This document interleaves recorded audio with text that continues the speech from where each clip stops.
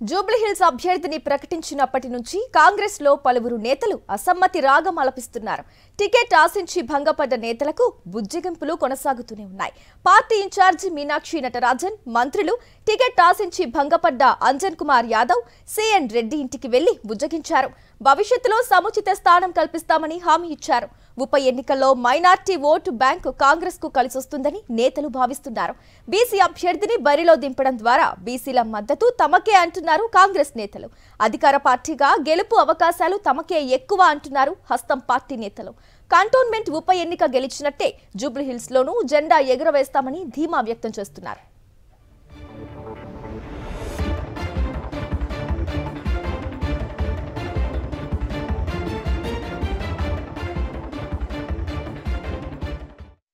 అంశానికి సంబంధించి పూర్తి డీటెయిల్స్ గాంధీ భవన్ నుంచి మా కరెస్పాండెంట్ రాకేష్ లైవ్ ద్వారా అందిస్తారు. రాకేష్,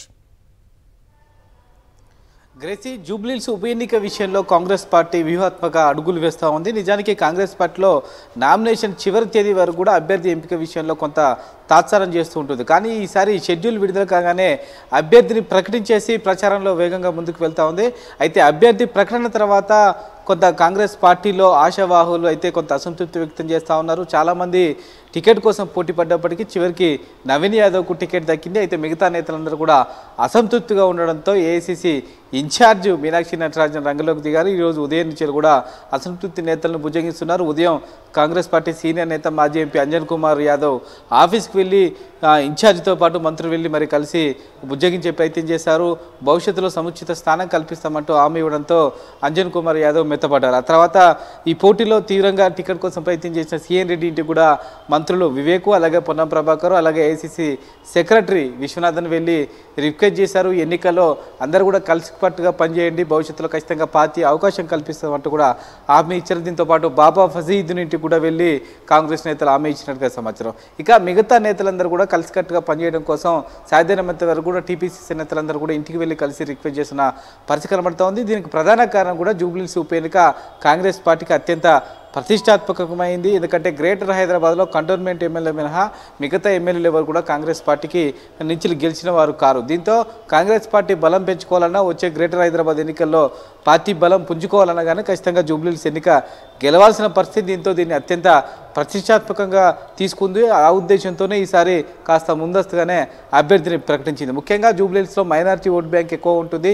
ఈ ఓట్ బ్యాంక్ పైనే కాంగ్రెస్ పార్టీ నమ్మకం పెట్టుకుంది. ఎంఐఎం బయట నుంచి మద్దతు ఇస్తుందనే అభిప్రాయంతో కాంగ్రెస్ పార్టీ గట్టి ప్రయత్నం అయితే చేస్తుందని చెప్పుకోవచ్చు. దీంతో నవీన్ యాదవ్ బీసీ క్యాండిడేట్ కావడంతో యాదవ్ సామాజిక వర్గం కూడా జూబ్లీహిల్స్లో ఎక్కువ ఉంటుంది. కాబట్టి కొంత బీసీ ఓట్ బ్యాంక్ అంతా కూడా కాంగ్రెస్ వైపు మళ్ళడానికి అవకాశం ఉంటుంది. అటు ఇప్పటికే సంబంధించి ఆ ఊసీ అభ్యర్థిగా బీఆర్ఎస్ నుంచి ఉండడంతో మరొక బీజేపీ నుంచి ఎవరు వచ్చినా కానీ కాస్త అడ్వాంటేజ్ ఉంటుందని భావిస్తారు. దీంతో పాటు రాష్ట్రంలో అధికారంలో ఉండడంతో ఉప ఎన్నికల్లో గెలిపించుకుంటే మరింత అభివృద్ధి జూబ్లీహిల్స్లో జరుగుతుందనే హామీని ఇవ్వడం కానీ అమలు చేయడానికి కానీ అవకాశం ఉంటుందనే అభిప్రాయాన్ని కాంగ్రెస్ పార్టీ చెప్తోంది. ఈ అంశాల ఆధారంగానే ఎలక్షన్ కొట్లాడే ప్రయత్నం చేస్తూ ఉంది. ముఖ్యంగా ప్రతిపక్షాలను గెలిపించడం ద్వారా అభివృద్ధి కుంటుపడుతుంది, అధికారంలో ఉన్న పార్టీని గెలిపించడం ద్వారా లాభం జరుగుతుందనే అంశాన్ని కాంగ్రెస్ పార్టీ పదే పదే చెప్తోంది. ఆ ఉద్దేశంతోనే ఎన్నికల ప్రచారాన్ని కూడా దూసుకెళ్తోంది. ఇప్పటికే కార్పొరేటర్లకు సంబంధించి అన్ని డివిజన్లకు కూడా సంబంధించి కార్పొరేషన్ స్థాయి నేతలకు బాధ్యతలు ఇచ్చారు. అలాగే 3 మంత్రులకు ఇన్ఛార్జి బాధ్యతలు అప్పగించారు. ఏఐసిసి సెక్రటరీ ఎప్పటికప్పుడు మానిటరింగ్ చేస్తున్న పరిస్థితి కనబడతా ఉంది. ఎట్టి పరిస్థితుల్లో ఎన్నికలు గెలవాలనే వ్యూహంతో ఎప్పటికప్పుడు వ్యూహాలు మారుస్తూ రాజకీయం చేస్తుంది Assam party. Right, thank you Rakesh.